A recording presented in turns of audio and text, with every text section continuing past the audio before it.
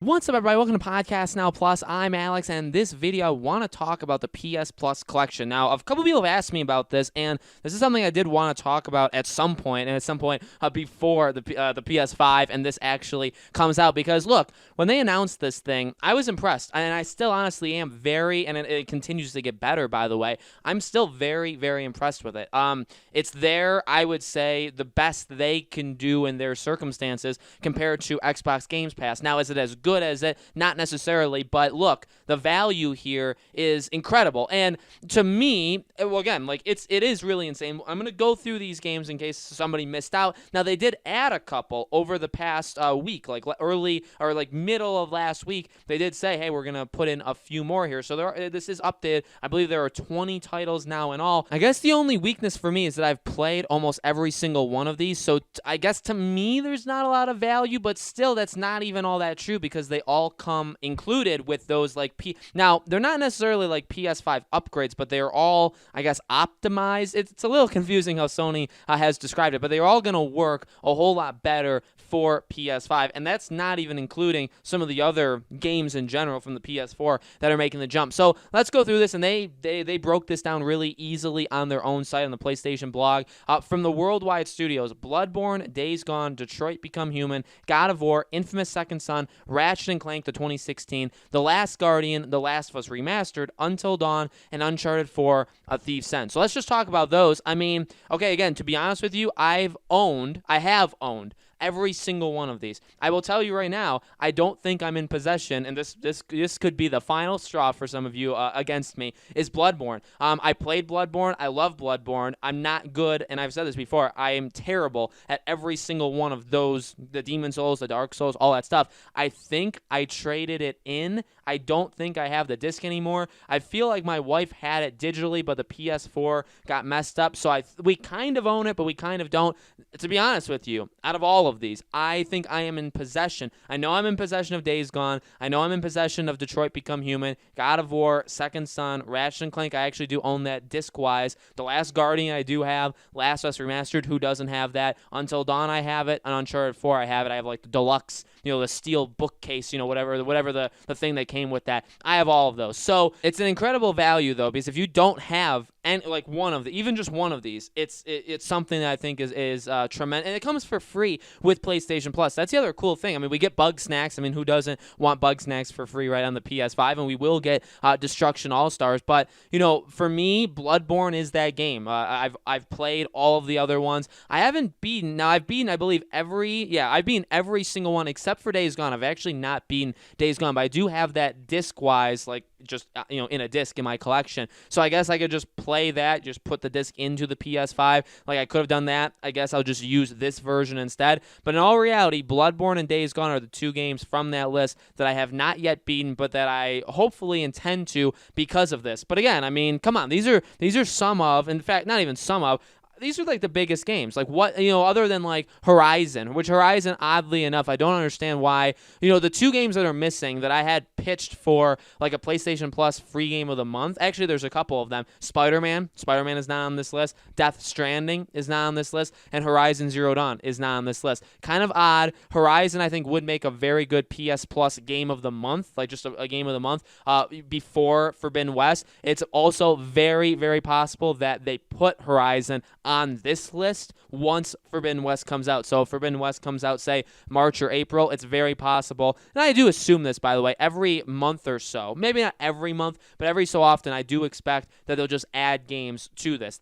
Again, those are kind of the biggest, I would say, missing, first-party games. And then they say, okay, from our third-party. Now, some of these are also, again, console exclusive, but they're technically from third-party publishers and developers. Batman Arkham Knight, Battlefield 1, Call of Duty Black Ops 3, Zombie Chronicles Edition, Crash Bandicoot Insane Trilogy, Fallout 4, Final Fantasy 15 Royal Edition, Monster Hunter World, Mortal Kombat, Persona 5, and Resident Evil Biohazard, Resident Evil 7. So, Again, I own Arkham. I mean, if I didn't own Arkham Knight, I think people would have known by now. I own Arkham Knight. I've beaten it multiple times. Battlefield 1, I think I actually do have that on disc still. One of the very early PS4 games. The one that actually, didn't that come out on, like, around launch, right? That very much helped the launch. Call of Duty Black Ops 3, I don't think I've ever played that game, so that could easily be one that I would jump into. I have Insane Trilogy. I have that digitally. Fallout 4, that one's interesting because I'm not a big fan of Fallout 4. I feel like I traded it in. I did own it. I bought it day one,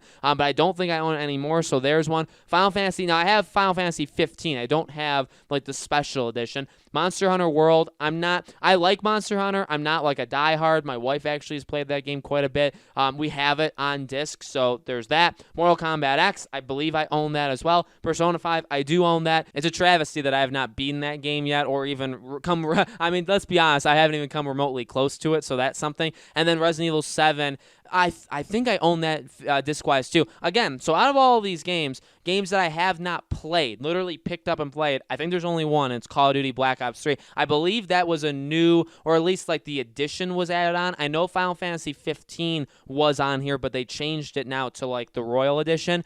Crash, the Insane Trilogy, I believe they added that as well. So, I mean, again, this is where it gets interesting, right? Because from the worldwide studios, if we're being honest, you will eventually run out. There are many years that, you know, PS4 has been out, but in all reality, this is already a very good list, and you've gotten quite a bit of them. Again, there's a handful. I'm sure you could come up with more than even what I said, but in reality, you got most. And if you did say one every 2 months, you'd probably be done in like a year, okay? If you want to really bolster this, where you can get very close, or as close as again, if you can get as close as you can to Xbox Games Pass, where would you need to bulk up? It's this part. It's the games that you've made deals with them, but they are not your games. Arkham Knight's a very good one. Again, that's like an odd, I mean, there's like a working relationship, right, with like Warner Bros. Right there because they made that game. Now it's free. If you have PS Plus, you have this game now, even if you didn't before. Battlefield, so they're working with EA. Call of Duty, so they're working with Activision, Crash Activision, right? Bethesda